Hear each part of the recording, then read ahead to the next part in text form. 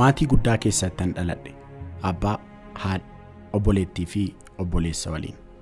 Ani maatii koof mucaa hangafadha. Umuriin koo ijoollummaa gaarii ta'etu eegalame. Garuu guyyaan tokko rakkoowwan natti fidee ofii darbee deeme.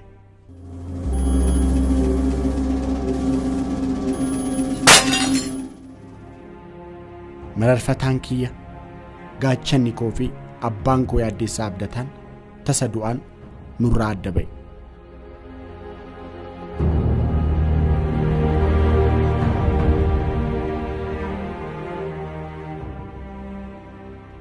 Ani fi obboleeni koo quxisuu ijoollee waan turreef duuti abbaa keenyaa hiika addaa nuuf hin kennine.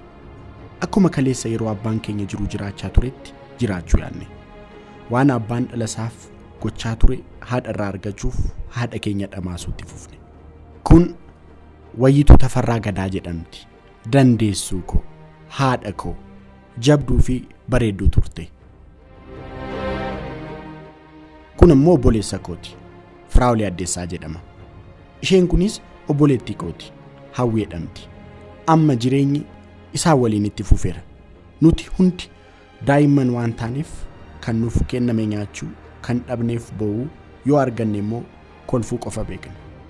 Waraana jireenyaa fi du'a gidduu jiru kana keessatti loltuu jabduu jeneraalli maatii keenyaa tokkittii haadha keenya Wayyituu turte.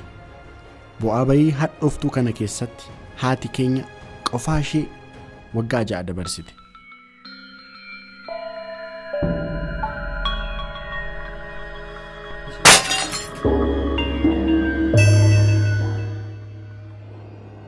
Yeroon kun marfata jireenyaa maatii kootiif yeroo gadhee fi ulfaattuu turte. Jeneraaltittiin qofaa ishee nu guddisuuf nu guddistee bakka guddaan nu ga'uuf sabbata jabeeffatte. Wayyituunis bakka abbaan keenya dhaqee deemte. Ani hangafa obboloota quxisuu 2 qaba. Hundi keenya ijoollee. Eessa deemna?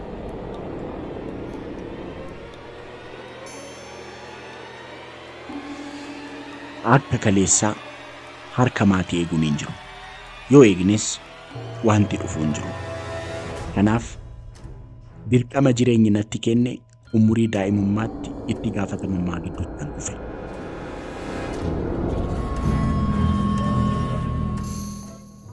Rakkoon hin dhaabbanne.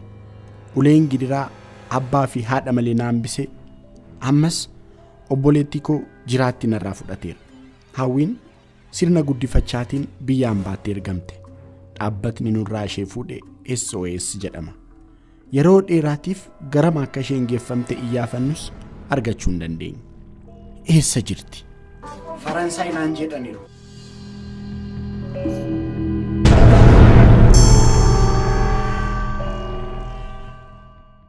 Maatii guutuu keessaas mana guddaa kana keessatti kan hafe anaaf obboleessa koo quxisuu Firaawul qofa. Dirqamni egeree keenya murteessuu, jireenya keenya geeddaruu, obboleessa koo barsiisuu, ofis barachuu akkasumas obboleettii koo barbaaduun ammas narra jira.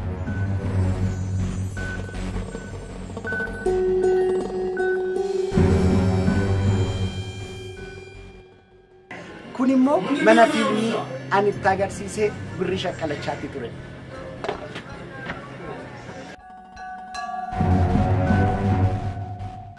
Kun bakka olmaa koo qofan turre.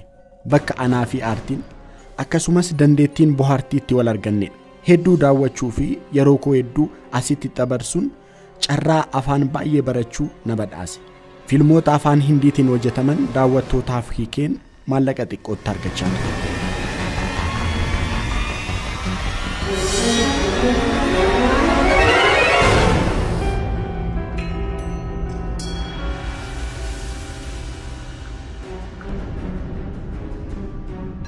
Asittan daldala saamunaa jalqabe. Saamunaan gurgura. Gabaa danuu keessa garuu ammas maamila danuu malee firri danuun hin argamne.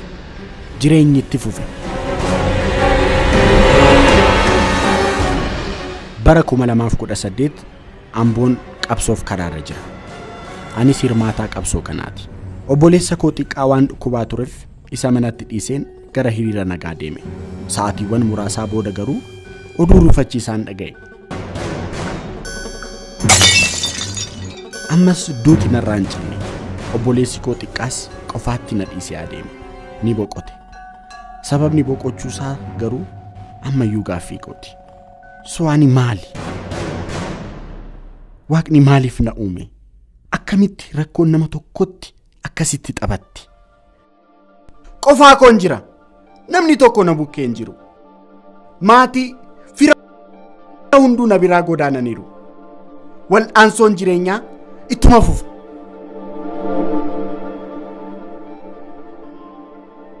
waggoota 15 keessatti gidiraa kana hunda argeera amma ani eenyuun qabu ofii koo fi mul'ata koo qofatu jira kun immoo mana barumsaati jireenyi qofummaan wal'aansoon maatii dhabuu fi fira qabata malee jiraachuun guyyaa tokkoof illee barumsa irraa nan kunne aduun fira dhabuu fi maatii malee jiraachuu ammas narratti gobanee jiraatus aduun jireenyaa haaraa shaakaluu garuu asitti baatetti bakki kun bakka yeroo jalqabaaf itti qacarame ogummaa teeknikaatiin qabxii olaanaa galmeesseen hojjetaa mana kitaabaa yuunivarsiitii Amboo ta'ee qacarame otoo hin turinis leekchara gargaaraa ta'een yuunivarsiitii Ambootti qacarame yaanni koo hawwii fi kaayyoon koo garuu ammallee bakka biraana jira garaan koo hin ciisne obboleettii koo mul'ata koo abjuu koo kaayyoo koo isa kana dhugoomsuuf achuma taa'een karaa marsaalee hawaasummaa adda addaa of shaakalsiisuu eegale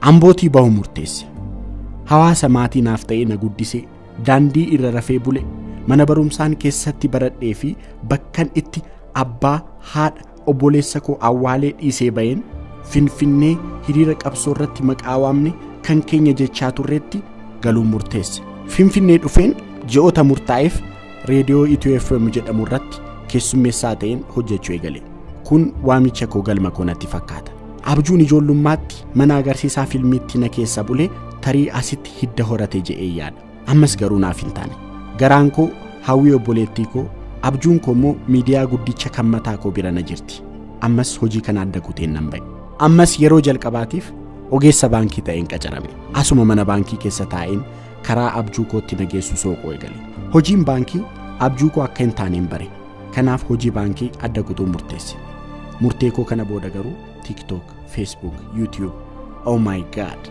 girgirrii dhiisiinis asitti dhufe kun abjuu kooti Galaana bohaartii yookaan intarteementii guddaa afaan Oromootiin hojjechuun murteesse isa keessaa pilaatfoormiin of harkaa qabutti dhimma ba'een ergaawwan adda addaa osaawwan qeeqoo hawaasummaa fi ergaawwan yeroo wajjin wal qabatan dabarsuun eegale maamu tola keessammoo Finfinnee keessan deema achi iddoo wayiitti Finfinnee keessa uummanni keenya walitti qabamee baay'atee dhaabbatee achi booda baasiin bicaa tokko fuuteetu ummata guurtee deemti maalidha jedhu callee ilaali ummanni dhumu baasiin bicaa sunis deddeebitee dhuftee ummata guurtee deemti achi naman gaafadhe maalidha jennaan ay hojjettoota mootummaa naannoo Oromiyaatiin an jedhan taadaa eessa deemu jennaan ay Burraayyuu fi Bishooftuu fi Sulultaa mana isaaniitti deemaa jiru inde hojjettoota mootummaa naannoo Oromiyaa eessatti hojjetu Finfinnee keessatti eessatti dhagalu Burraayyuu fi Bishooftuu fi Sulultaa nan jedhu achiin booda immoo galgala mootummaan naannoo Oromiyaa Finfinneen kan Oromooti jedheetu magala caabaas mangistii maalidha ande at least hojjettoota kee Finfinnee keessa manoo ta'uu kennin Finfinneen kan Oromoo akkamitti taata inde Oromoo hojjettoonni kee mootummaa naannoo Oromiyaa hojii isaanii Finfinneetti hojjetanii Bishooftuutti dhagalu maalidha ara manatti kenni hojjettoota keetti ማግስት ግርግር ይደስ የዛሬው ቀልድ አይደለም ይደመጥ እዚህ ቲክቶክ ላይ ብዙ ልጆች አየው ከዛሬ ነገ ትተዋላችሁ ስል ጭራሽ አባሰባችሁ ከኦሮሞ ብሔር ወይም ኦሮሞን የሚወክል አንድ ካራክተር ትመርጣላችሁ ለዛ ካራክተር በዳሳ ወይንም ቶለሳ የሚል ስም ትሰጣላችሁ በቪዲዮዎቻችሁ ያ ካራክተር ሲያስር ሲገድል ወንጀል ሲሰራ ወይም ደግሞ የሰው ቤት ሲያፈርስ ታሳያላችሁ ከዛ በኋላ ኦሮሞ እንደዚህ እንደሚያደርግ አድርጋችሁ ለመሳል ትሰራላችሁ በቪዲዮዎቻችሁ እኔ ከቪዲዮዎቻችሁ ከምሰሩ ሰዎች ይልቅ የሚገርመኝ ኮሜንታተሮቹ ናቸው ተው እንደማለት አዎ ትክክል ነው የሚል ኮሜንት ትሰጣላችሁ ይሄ ትክክል አይደለም አገዛዙን መጥላት መብት ነው፣ መተቸት መስደብ መብት ነው። ነገር ግን አገዛዙን አስታኮ ከ60 ሚሊዮን የማያንስ ትልቅ ህዝብ ላይ ጥላቻን መንዛት ዋጋ ያስከፍላል፣ በህግም ያስጠይቃል። አቁሙ። ትንሽ ላይክና ለትንሽ እይታ ብላችሁ ትልቅ ህዝብ ላይ የጥላቻ ቅርሻት መልቀቅ ዋጋ ያስከፍላል። ህዝብ አይሰደብም። አቁሙ። ይህን ህዝብ አትስደቡ። አቁሙ። ዋጋ ከሌሰሞ ማልተ ኤሴተኒ ኢኑማን ደማ መስቀል አደባባይ የሮንደም ሙጫዌ አንቴና ናንጂ እሺ ጀደ እንደም ብር ናናንጂ እሺ አባቴ ወየ ጀና ፍንፍኔ ማን ነው ናንጂ ፍንፍኔ የኦሮሞ ነው ጀደኒ ጎበዝ እናቱን ጎበዝ ናንጂ እሺ ጀደ እንደሙ ፈደን ጀደ ቆይ ዴቤ አቲ ገሮ ሰጅራታ ጀደኒ ሰበታ ናንጂ ዲካ አንተ ራሱ እናቱን ጀደን ቢራደኒ ማሊዳ ፍንፍን ሰበታ ታኒ ቡራዩ ታኒ ፍንፍኔ ከኖሮሞ ትጀቹ ማሊዳ ቆጣ ደማ ገላቦለ ኑቲ ቶሌቱ ቦሌ አላ ቀብሶፍ ጀኔቱ አሳምቡሳኛ አቻ ከንቦሌ ወሎ ቀብሶፍ ጀኔቱ በቃ ፍንፍኔን ከኖሮሞቲ ሮጀኑ ቦሌ ወለካ መሌ ቡራዩ ታኒ ፍንፍኔን ከኖሮሞቲ ማልዳ ቆጣ ቦሌ ወሉ ማና አሳምቡሳኛና ግርግሪ ዲሳ ፎን ሃደከው ኩምኒ ለማፍ ቁደጃ በራ አዳቲ ቦአበይ ወጎተ ቁደጃፍ ደበርሴራ ፊጤ ሚል ካይናት የሮን ዲያደነት ይፈካት ኩኖ አረብኒኮ ከሌስ ዋኛቱ ፊዱ ጉዳቤ ዋቅ አረብሴ ዋቀ ገለቴፈቻ ጅራ ኦቦሌቲኮ አዊነ ነርገዴ ኢመላ አብጁኮ ኢሳ ሲሪ ፊዱ ጋስነን ኤገሌ ራቹ ኢንተርቴይንመንት ዳበተ ጉዳ ሁንዴሱ ተንጅራ ካዮን ኮ እንዲ ጉዳን ዋንቶኮ ኦሮሞን ኮልፉ ቀባ ጀኤና መን ሶ ዋንቶታ ኦሮሞ ኮ ኮልፊሰን ኬሳ tokkomu artiin isa tokko kolfuu qofa miti afaan fi aadaan saba tokko kan itti guddatu keessaa tokko artiidha so artii kana qabadhee entertainmentii kanaan artii oromoo irratti afaan oromoo irratti aadaa saba guddaa kanarratti waan baay'ee hojjechuuf kaayyeeffadhee isiniin abdadhee dhufeera jechuudha kuman kanaan dura sin jedhe yaadota community kana fayyaduu danda'an saba keenya sirriitti bashannansiisuu barsiisuu fayyaduu danda'an yaadota baay'ee qabadhee dhufeera especially akkan kanaan dura interview korraa laaltan akkaataan ani itti guddadhe documentary kanarraas akka laaltan bu'aa bayin ani keessa darbee waan baay'ee na barsiiseera kanas immoo dargaggoota akka koo rakkoo keessa jiraniif dargaggoota akka koo boruun isaanii dukkanatti ta'ee rakkachaa jiraniif waan abdii horu waan dargaggoota irratti hojjetu waan guguddaan yaade waan dhalootallee fayyadu waan saballee fayyadu kana garuu dhugoomsuuf gargaarsi keessan na barbaachisa raachu entertainment yeroo waan kana qabadhee sin biratti dhufu like ofirraa darbee namoota hedduuf ebba ta'uu waan yaaduuf dargaggoota baay'eef hojii uumuu completely saba kanaaf bu'aa qabatamaa waan baay'eedhaan karaa baay'eedhaan waan baay'eetu yaadame dargaggootaaf hojii ni uumaa industrii entertainmentii afaan oromoo industrii miidiyaa afaan oromoo ni jijjiira jennee taabdanna ni hojjanna isaafis hidha hojjanna waan baay'ee yaada keenya hundumaa interview kana keessatti isinitti himuu hin dandeenyu garuu immoo isin qabannee isin wajjin taanee waan saba kana fayyadu waan saba kana